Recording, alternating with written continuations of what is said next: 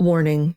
This podcast contains explicit sexual language and should only be listened to at work if you're looking for an excuse to connect with your HR representative.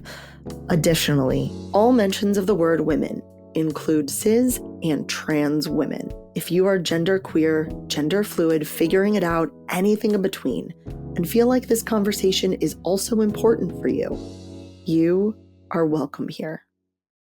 Will you open up with me? These pages, they can feed your innermost desires.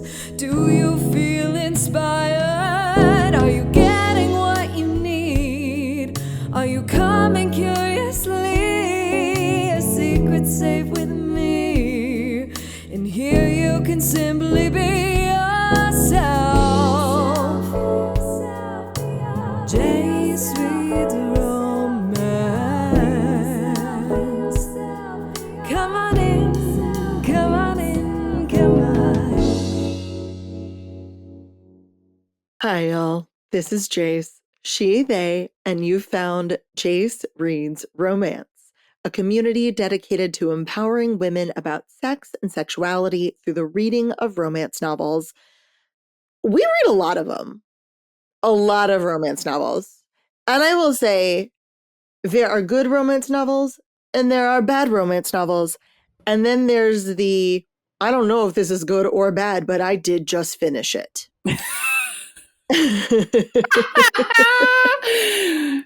That is an accurate divvying up of what romance novels fall into. Yes.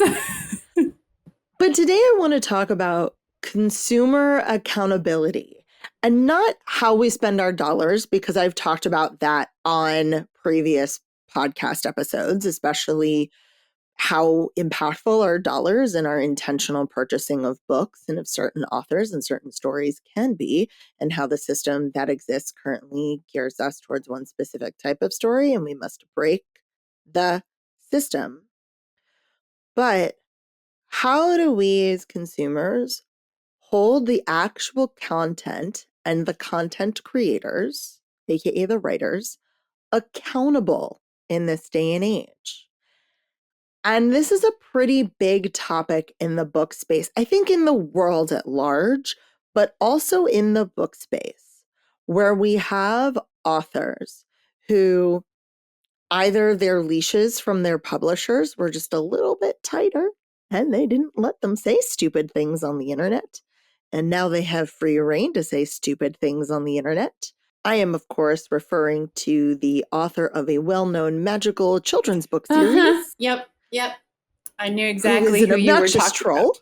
Yes. Yeah. Just if you couldn't tell. But that is someone who probably, especially because this human started writing before social media was much of a thing, was very controlled by their publisher on what they could and could not say in public to the press out loud.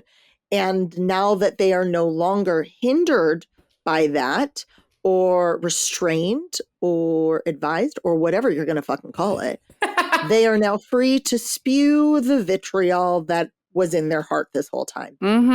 The flip side to that is there are so many authors who exist now only since social media has been a thing, because they're young, because social media has been a thing now for probably a decade. I mean, if we're thinking about social media as more than just Facebook. Facebook was so influential that Facebook is its own thing, but social media really, I feel like, came across with like Vine and Instagram and Snapchat. Yeah, I would agree when with that. When it became a marketing tool. Yeah. But people will still put their dumbass feelings out there. Or Twitter. Twitter was a thing. Oh my God. I keep forgetting about Twitter. It's the only thing the only thing I will ever dead name is Twitter. Only thing I will dead name is Twitter. That being said, a lot of the time when people come into a certain space or become more well-known, take them at face value for who they are right now and who they're showing us. And because they're not well-known, because they're small, whatever, our due diligence as consumers has not happened in regards to things that they maybe said on the internet or problematic things that they have put in their books. And I want to address, especially with people who have been writing for a decade or more. I will say that whatever they wrote 10 years ago does not meet the standards of today. It just doesn't. Yeah. For the most part. Most likely yeah. it would not meet the standards of today. Yeah, I would agree with that. And what I'm looking for, especially if they've continued writing over the past 10 years, is have they evolved? Is what they're writing today meeting the standards of today? And an example that I've heard about, and I've only read this one thing from this one author, but Marissa Mayer for her Lunar Chronicles series. The Lunar Chronicles is fairly diverse in what's on the page, but in terms of what you read, it feels very whitewashed. Okay. While people are represented, culturally, it doesn't feel like they're individuals. Okay. Like there's a distinction between any of the different cultures or races or religions or anything. Like lunar humans talk the same way as Earth humans. And Earth humans from the Eastern Commonwealth talk the same way as from like the African Commonwealth and from Europe. Like they're all the same, even if they are technically not. And that was something that was addressed when it came out or in the years after it came out. And my understanding, not having read things of hers, is that the books that she has written since are much improved in that way. Okay. Which is great. That's what you want. Exactly.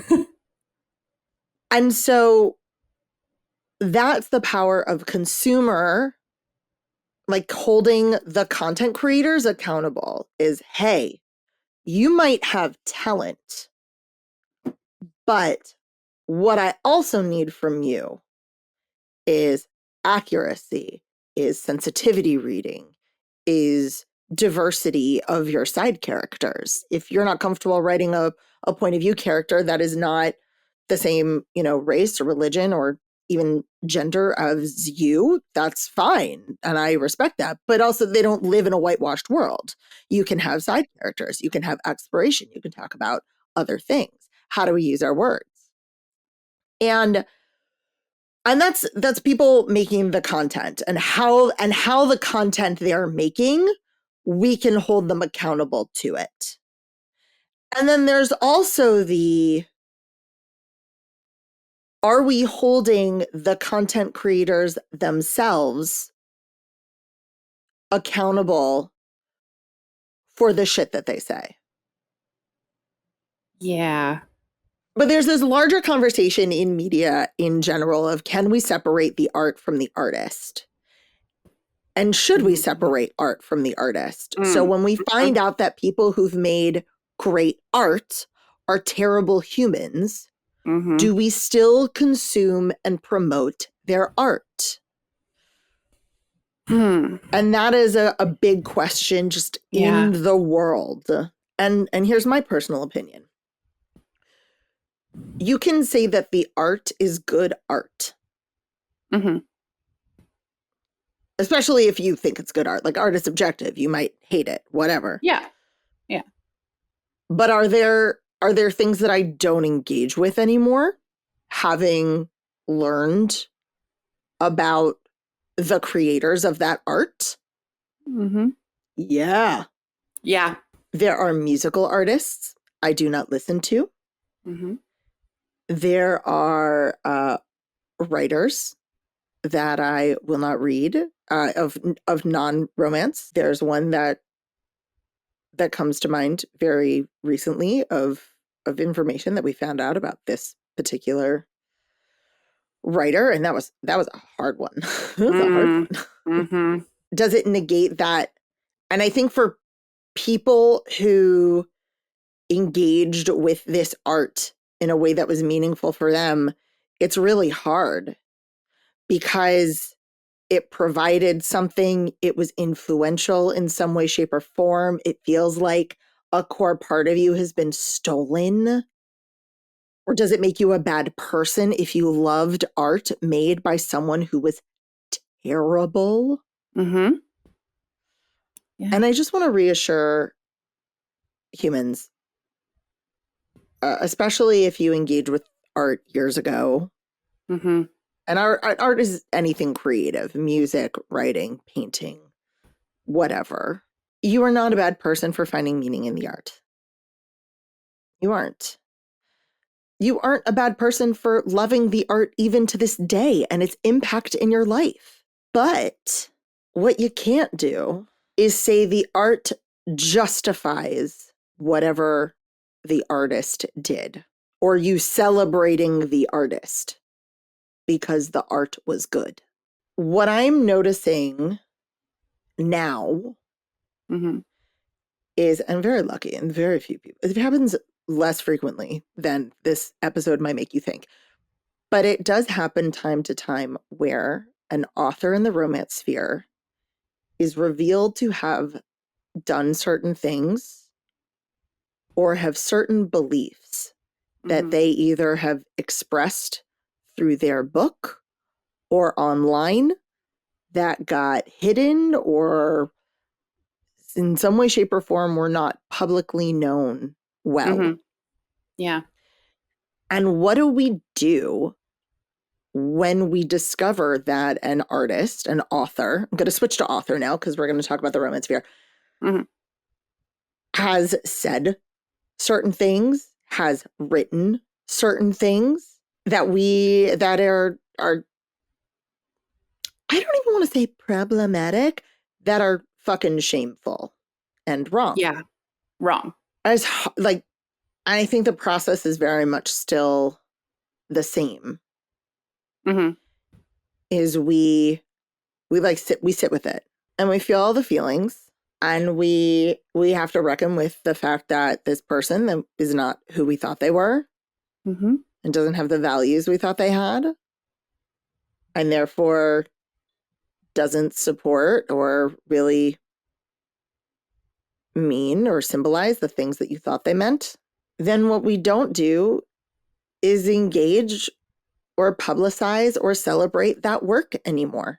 And that's been happening a lot more with either newer or new to trad authors, where things are coming out of the woodwork now that they are in the public eye more, now that they are being held accountable by a larger group of people. The thing about an indie author is is accountable to themselves and whatever team they build. So like an indie author has an alpha reader that they know, and it's usually someone that they trust, that agrees with them, that's going to be kind, that's a safe space for them. They have a beta team. If they have a team for beta reading, it's again a group of humans that they've curated. Most of the time, they're not people who are sensitivity reading because they're not people who are looking for sensitivity reading, or they don't feel like anything in their book needs sensitivity reading. And they maybe have a copy editor who's not there to tell them necessarily that their book is problematic. They're telling them if they missed a comma. Right. And so it's a self-fulfilling cycle of, well, I've picked people who have these things, who don't see the problem, who don't tell me there's a problem that I don't see, so I perpetuate the problem. And this is, I think, where virality is a bug and not a feature. Because virality has a lot of people hopping on the arts bandwagon with frenzy and fervor without doing due diligence on the artist and on the author themselves. I don't even know what Callie Hart looks like. She wrote Quicksilver, which went hugely viral. Yeah. I had to look at the book over there to make sure I was saying her name right. I know Quicksilver. I know the title. I know the cover. but I don't know. I don't know what she looks like. Right. I could not tell if she ran into me on the street and was like, "Oh my God, Jace, I love you." I'd be like, "That's amazing. Who the fuck Who are you?" I know nothing. Yeah. And I will say, I haven't looked into her at all. Mm-hmm. I did not know Allie Hazelwood was Italian until Stimulant back in August when she started speaking in a panel, and I went, "I'm so sorry." I like her mouth opened, and I went, like my brain just like paused. Short circuited. And I'm going to the internet. I'm like, where? What? Yeah. I had no idea. And if you had no idea, congratulations. Allie Hazelwood was born she is Italian, was born, I think, in Japan and raised in Germany, and like amazing. Wow. But yeah, very international. Yeah. But like, she speaks with a very distinct Italian accent. That was a big surprise then. Also, all of the hand gestures that go with being Italian. Like, I was watching her on the podium before the mics turned on, and I was like, huh. And then her mouth came, I was like, oh, the voice matches the hand gestures. I was just expecting neither. I was expecting neither of them. And that's on me. Right. I have been reading her since Love on the Brain came out. I know that's not her first book, but that was the first one I read. Yeah. I have been reading Love on the Brain came out, and I didn't even look into that. I want to state that we as consumers have a responsibility to hold the creators of the art accountable. Yes. It does not excuse a belief or a behavior if you like their book. Mm-hmm. Mm-hmm. I have discovered several authors that are problematic, that have been revealed to have beliefs that I do not agree with, and circumstances that I find intolerable. I don't fucking know what to do. And I will be straight up with you. I don't know what to do with those books. They were books on my shelf. I don't know what to do with them. I don't know if I should put them in little free libraries, because I'm like, do I want to subject someone else to potentially like this author without understanding what's going on? Right. Like, how do I respectfully get rid of these fucking books? Yeah, exactly. And if you have an answer to how you respectfully get rid of books, please let me know, because I would love to do so. It And it sucks. It does. It reminds me of a situation that happened several years ago. I think I was still in college. So this was over a decade ago. So it's a I was long like, time several ago. years ago is not when you were in college. No, That is it's over a while decade ago. That's like a while ago. Over a decade. Over a decade ago. I graduated college in 2010. Like, I was in 2009. So yeah. yeah, like this is not in a recent memory. No. Okay, thank you for pointing out that I am old. Anyways, I also want to give context. If people are looking up whatever you're going to say, they're going to be like, oh, it must have happened maybe right before COVID. No. Okay, that's fair. COVID. That's fair. It's well before COVID. Anyways, the store, Urban Outfitters, I believe was the store. They put a sweatshirt on their racks that said Kent State and had like paint splotches on it that looked suspiciously like blood. And it was referencing the Kent State shootings in the 1980s.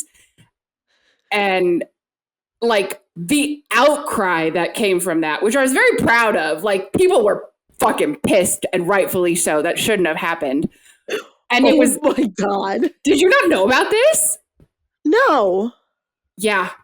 I'm very surprised that I didn't hear about this. I was in college and there was an Urban Outfitters in my college town.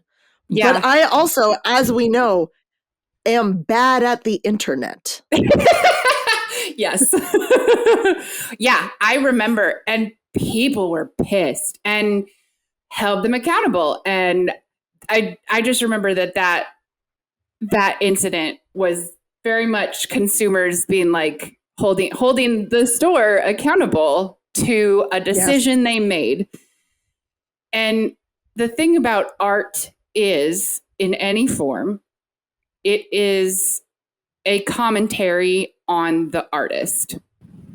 Mm-hmm. Not always in a bad way,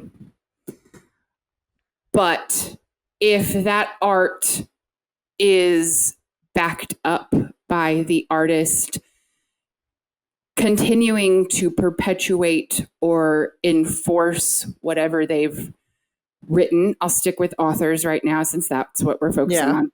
If it's perpetuated in what they claim to be an apology or an explanation, it's not worth continuing to support that in any way, shape, or form.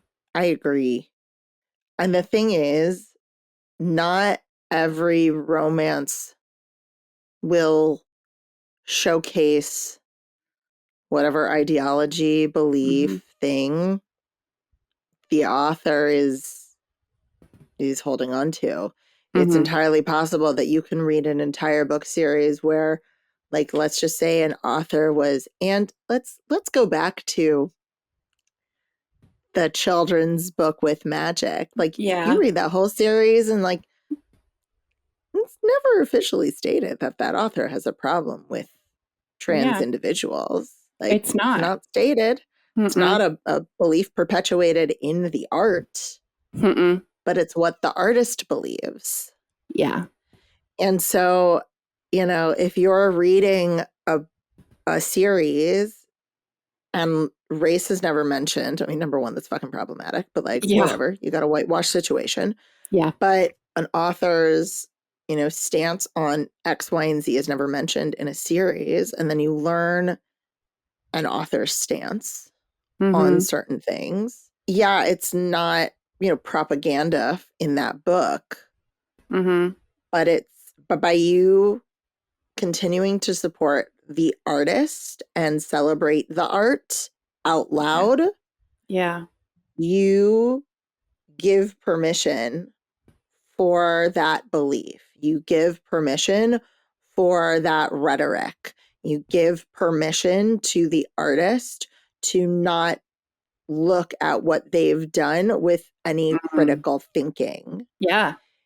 And that's it. Like, and I believe there's a difference between something being accountable, and there's also like accountable to the time that we lived in versus now. A great example is Sex and the City. Yeah. Absolutely revolutionary for the time in so many ways. So many ways it's that still I'm talked grateful about. For. Yeah.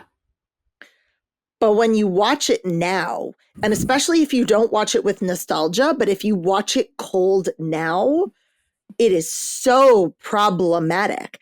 And that is also a problem of the time. The time was problematic because those were the prevalent beliefs of that time. And thank goodness we've evolved since then. Now, with authors, here it is. If there was something problematic, and it doesn't necessarily excuse it of the time, like no one is going to look at Sex and the City and say the biphobia in that series was okay even at the time. It wasn't. It wasn't okay ever.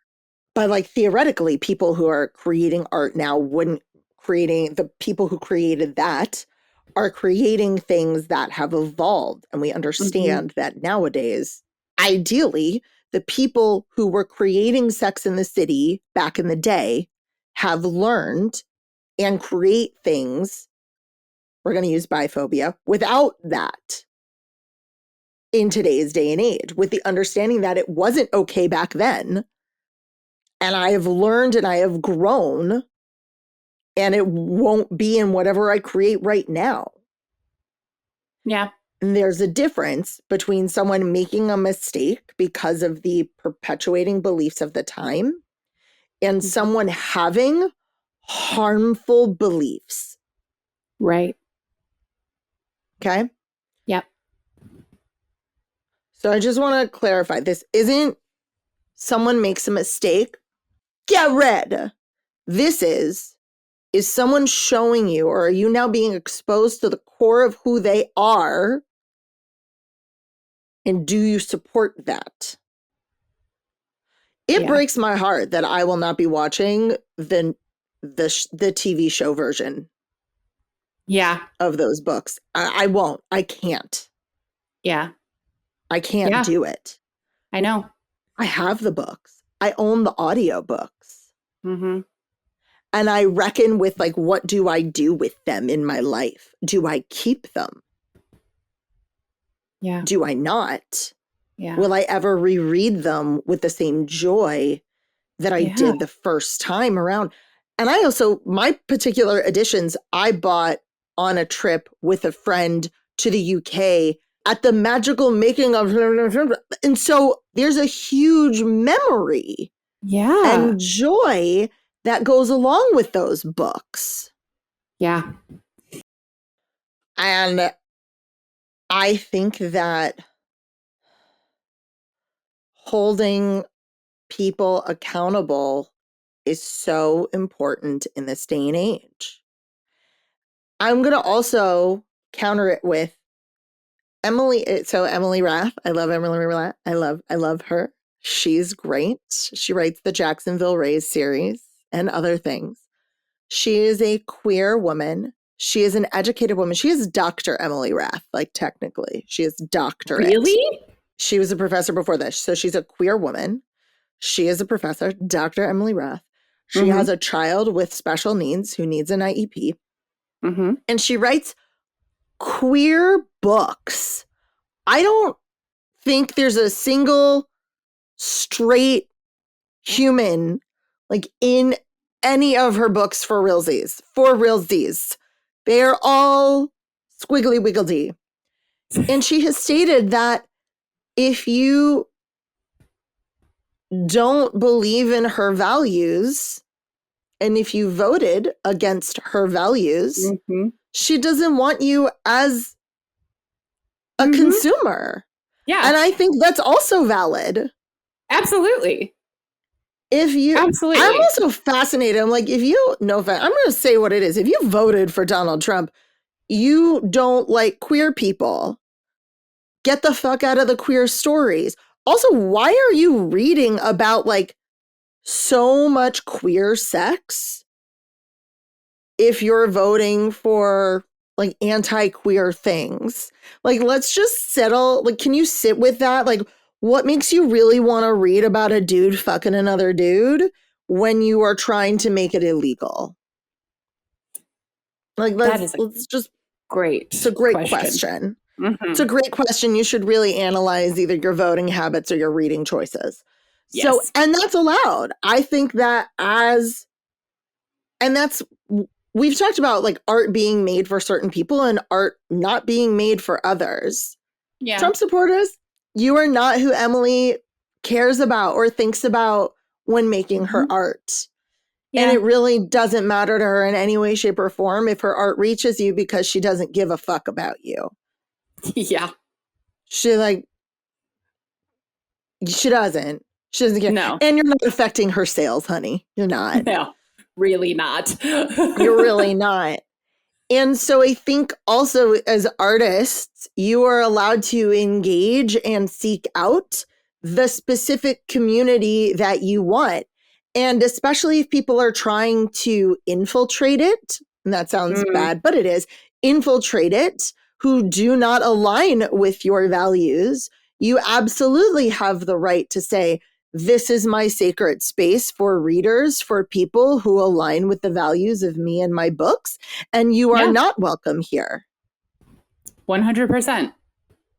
Like, that's absolutely valid in this day and age, because it protects you and it protects the people who you want in community, and it perpetuates your beliefs. I'm trying not to say like the side of right versus wrong, but the side of right versus wrong. Like at this moment in our life, I'm going to rephrase that. At this moment in the world, intentionality means so much. Yeah. And it is hard. It is so hard to be intentional. It is. It takes effort. It takes thought. It takes breaking habits. And habits are things that your brain has created to make your life easier. And you got to break them in order to save and protect the things that are important to us. Exactly. That are currently under threat. Yes. And so whenever it is that I do read Quicksilver, and I have 2 copies of that book, so I will be reading it at some point. Don't judge me. Judge Bad Women Books. They make beautiful special editions. I'm judging no one. We listen and we don't judge. Exactly. But I will look her up before I read her. I look up on like a base level authors because I'm like, I need to know if you are going to be representative of an author of color or queer stories, my diversity goals. And then if you aren't, then I think, okay, are you going to be telling a story that is worth my time right now? Yeah. Yeah. Maybe not. Maybe not. Who knows? Who knows? And who the fuck knows? And as we hold ourselves accountable, and as we hold artists accountable, and as we hold the book community accountable, I also want us to pick and choose the things that are really important to us. And I mean, does this person value other humans? Or is this person perpetuating beliefs that devalue humans in this world? Not, does this author always give you a 3rd act breakup and you don't like that? I mean, I don't love a 3rd act breakup. No. It's not my favorite. I don't love, and here's an example. I am not holding this author accountable because this author is perfectly fine. Will I not read this author because it's not my taste? Abby Jimenez. She broke my heart, and I do not trust her. I do not trust her with my heart.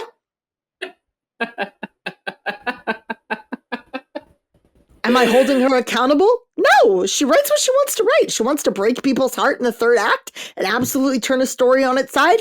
Go for it. That's your joy. That brings you joy. It does not bring me joy. So I will not do it.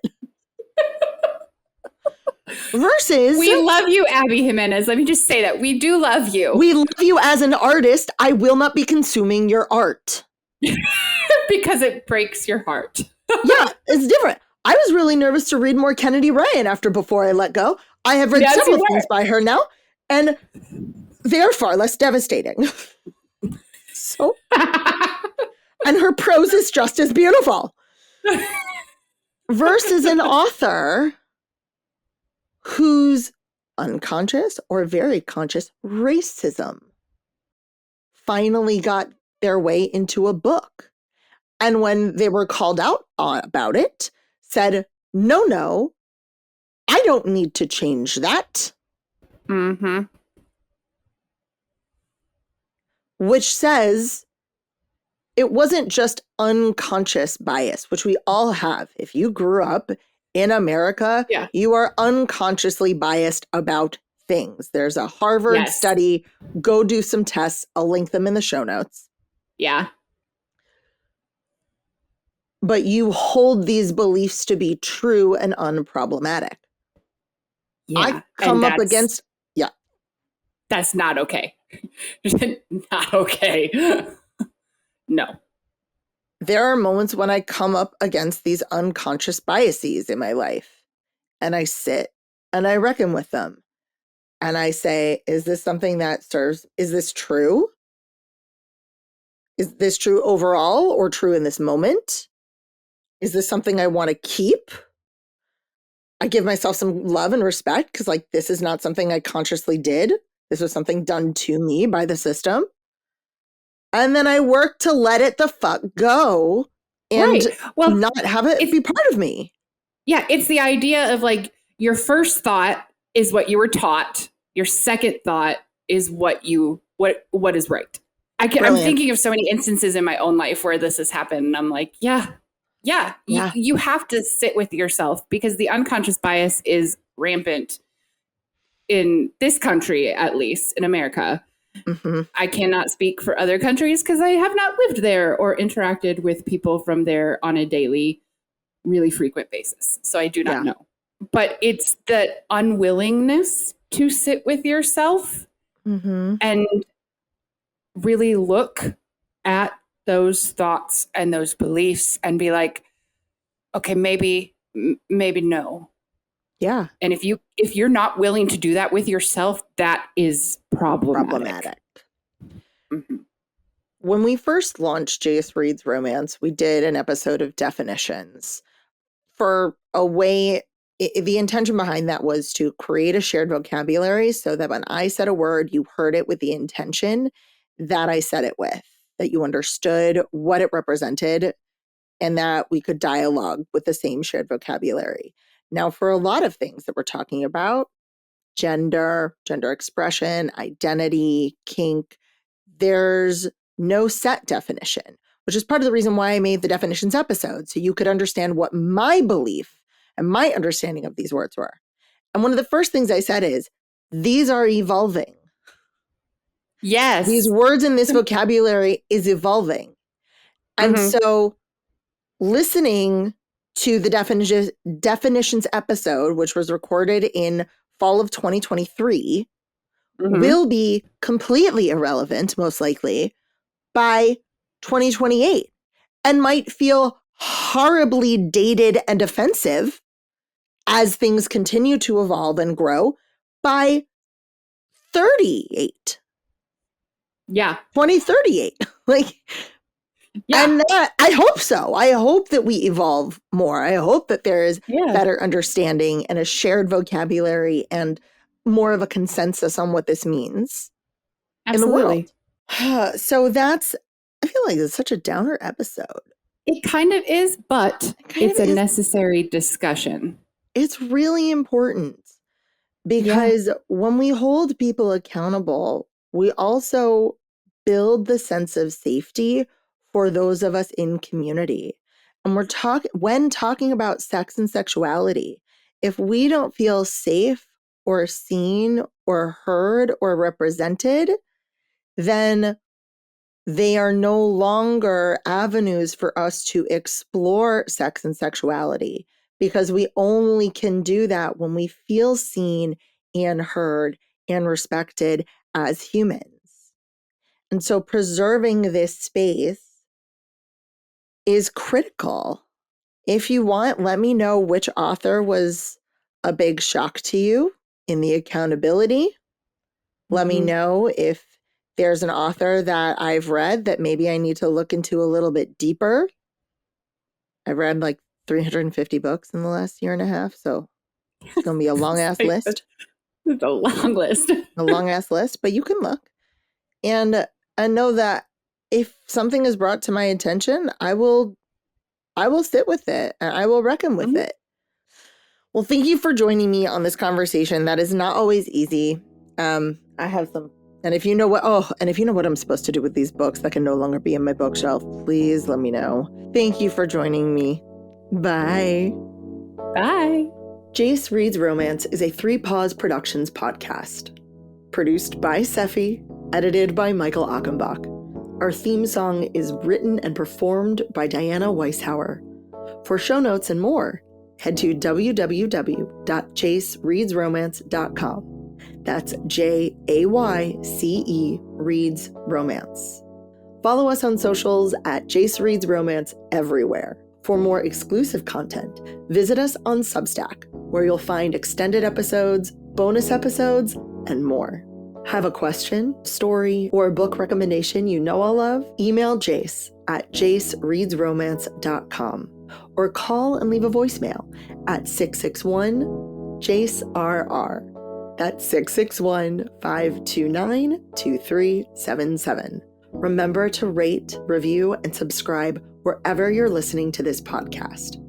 And as always, this is Jace, holding space for you.